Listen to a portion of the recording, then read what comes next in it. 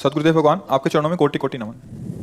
गुरुदेव, जब हम पूर्ण समर्पण से श्री जी के लिए कुछ करते हैं और वो कार्य सफल नहीं होता है तो मन में भाव आता है कि श्री जी किसका प्रश्न है? छोड़, इनकी मम्मी का ही होगा। मन ले, इसका क्या प्रश्न है? ये समर्पण जानती ही नहीं, समर्पण किसे कहते हैं? है? हाँ, तो फिर उसका उत्तर दे सकते हैं, क्योंकि वो बच्चा समर्पण अभी जानती नहीं, अच्छे नहीं जानते समर्पण किसे कहते हैं। समर्पण का नाटक हो सकता है। समर्पण के बाद ये प्रश्न कि हमारी कामना, तो आप हमें बताओ समर्पण क्या किया? समर्पण क्या किया? किसका समर्पण किया? तन का, मन का, अहंकार का, धन का, सब तुम्हारा। तो समर्पण किसका किया? कामना तुम्हारी, तो समर्पण किसका किया? क्योंकि उससे क्या प्रश्न करें?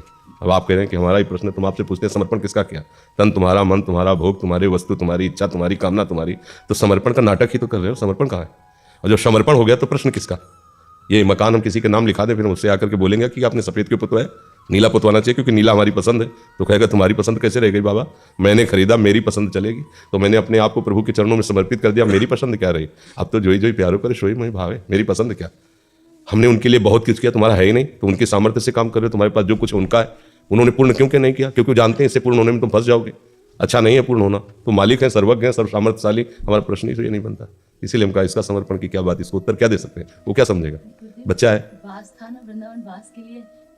देखो, हमारा क्या है कि आपके शब्द का उत्तर है। जो उत्तर होता है वो आपके शब्द पे होता है।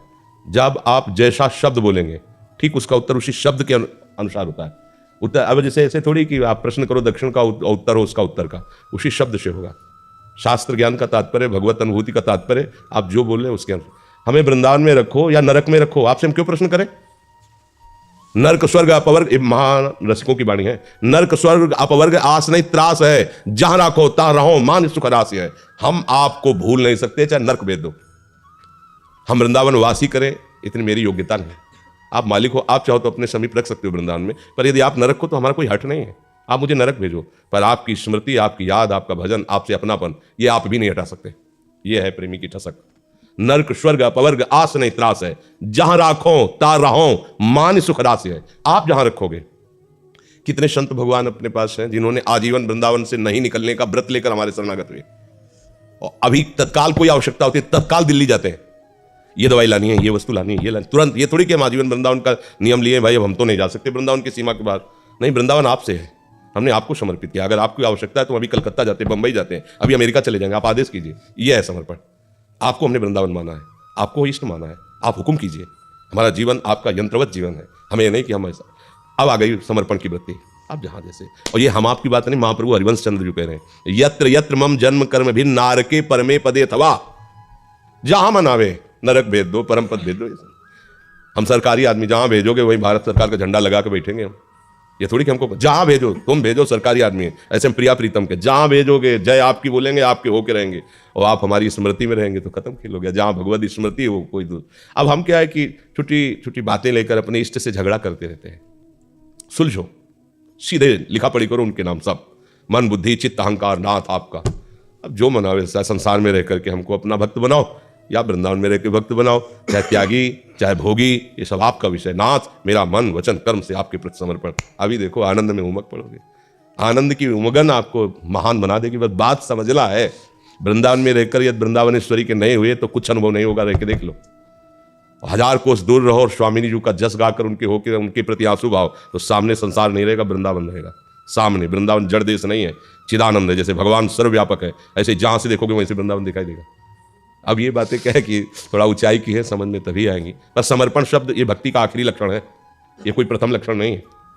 श्रवणम कीर्तनम स्मरणम विष्णुपाद सेवनम अर्चनम बंदनम दास्यम सख्य आत्म समर्पणम, ये आत्म समर्पण भक्ति की पूर्णता है। जब समर्पण शब्द आ जाएगा तो छोटी मोटी बात नहीं होगी, बहुत बड़ी बात होगी इसमें। अब आपका बचा क्या कि अगर प्रारंभ की बात करें तो चलेगा। आत्मसमर्पण भक्ति की अंतिम अवस्था है, इसी के बाद प्रेम का प्रादुर्भाव होता है। तो आत्मसमर्पण, मैं समर्पित हूं, तो प्रश्न करता कौन बचा? भगवत चर्चा में तो प्रश्न कर सकते हैं, लेकिन समस्या किसकी? किसकी समस्या? बोले हमारी समस्या। तो समर्पण क्या किया है? किसका समर्पण किया है?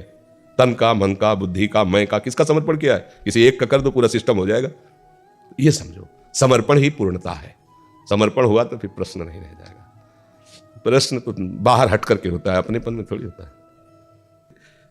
तो ये है बाहरी। और आंतरिक तुम्हें बात बताए कि उनके जैसा प्यार और उनके जैसा, आप देखो ऐसी परिस्थिति, ये हमारा कर्म है पूर्व का, जो शरीर रचने के पहले रच गया था कि इस अवस्था से ऐसे दंड मिलेगा, और ये उनकी शरणागति का प्रभाव है कि बिल्कुल हमें 100 में 1% भी कष्ट नहीं, जबकि 100 में 100% पूरा शरीर कष्ट से युक्त है। हर समय जी मुठाना, जरा सा भी हो तो पानी पूरा भर जाना, पेशाब न होना, दर्द होना, पूरा मतलब पूरा सिस्टम बेकार है। किडनी फेल का मतलब समझते हो ना, पूरा सिस्टम बेकार है। बस वो डायलिसिस क्या है, वो जो विकार पैदा होते हैं उनको निकाल देते थोड़े, फिर 24 घंटे, आज डायलिसिस हुआ कल नहीं होगा, परसों फिर उसी टाइम पे डायलिसिस, ऐसे चलता है। तो अब हम क्या भगवान से शिकायत करें? क्या नहीं, शिकायत करने लायक ही नहीं रखा। हमारे तो कर्म ये थे जो हम देख रहे हैं, लेकिन उनका प्यार दुलार कैसा है। ऐसी परिस्थिति में भी रात्रि के 1 बजे उठते हैं, पूरी दिनचर्या चलती है, 1 मिनट भी दिन में नहीं सोते, फिर रात्रि में सोएंगे। उसमें नींद आ गई तो ये किडनी फेलियर की दिनचर्या होती है क्या? ये किडनी फेलियर का स्वास्थ्य होता है क्या? तुम्हारे सामने जैसे बैठे हैं कि हम 2 घंटा दहाड़ के आ रहे हैं, ये किडनी फेलियर बोलेगा क्या? ये क्या है? वो हमारा कर्म है, ये हमारी प्रिया प्रीतम का दुलार है, उनकी सामर्थ्य है। कभी हमको 1 मिनट ऐसा अनुभव नहीं हुआ कि मैं बीमार हूं, 1 मिनट भी कि ऐसा क्यों, ऐसा नहीं अनुभव हुआ। जितना कष्ट उससे बढ़ करके लाभ। संसार कोई प्यार करता है क्या? अभी आपकी दोनों किडनी खराब हो जाए, देखो आपको कौन प्यार करता है? जब ये पता चले कि परिवार वालों में किसी एक को किडनी देना पड़ेगा और हर महीने 1 लाख की दवाइयां और सब चलेंगी, तो भैया भाभी और रिश्ते नाते तो 1 ही साल में तुम देख लोगे, तुम्हारे पास कोई ले आने लगा, और फोन लगाओगे तो ये अगर स्विच ऑफ है, और या तो कह देंगे अभी बिजी है, बात भी कोई नहीं करेगा। देख लो, संसार का खेल ऐसा है। प्रिया जी का कर्म, ये उनका कृपा प्रसाद है, मेरे कर्म पूर्व के ऐसे अपवित्र थे, ऐसा पाप था जिससे इस जन्म में किडनी फेल। जैसे भीष्म जी भाणुक संयम पड़े, पर उसके रहे मैं 100 जन्म देख रहा हूं, कोई ऐसा पाप नहीं। बोले और आगे बढ़ो, रजिस्टर तो बहुत पुराना है ना, पता नहीं कब का कौन सा कर्म आकर के दंड दे दे। भगवान का आश्रय कभी शिकायत करने का अवसर नहीं देता। अगर शिकायत है तो आश्रय नहीं है, पक्की बात है। आश्रय है तो शिकायत का अवसर नहीं। अरे आखिर लोग चूड़ामणि भगवान है, तुमको इतना ज्ञान दे देंगे कि ये कष्ट तुम्हें मिला हुआ है तुम्हारे कर्म के अनुसार है, मैं तुम्हारे सपोर्ट में उसे चुपचाप भोग लो और इसके बाद मेरे पास आओ, खत्म खेल हो गया। जब कपड़ा उतार के फेंकना ही है, आज नहीं तो कल फेंकना है, तो अगर ये फट रहा है तो हमें चिंता क्या? नया कपड़ा हमारे सामने दिखाई दे रहा है, फर्स्ट क्लास पोशाक है तैयार, और ये कपड़ा उतरने वाला है। अब क्या परेशानी? हमें पहले फेंकना है क्योंकि नया पहनना है, हमें श्री जी के पास जाना है, दिव्य देश से उनकी सेवा में लगना, 5 भौतिक देह का रूपी कपड़ा उतरना ही है, आज नहीं तो कल सबका उतरता है। तो अंत ही तो तजेंगे पामर, तू न तजे। अभी से छोड़ो, राधा राधा राधा, जो भोग है होने दो।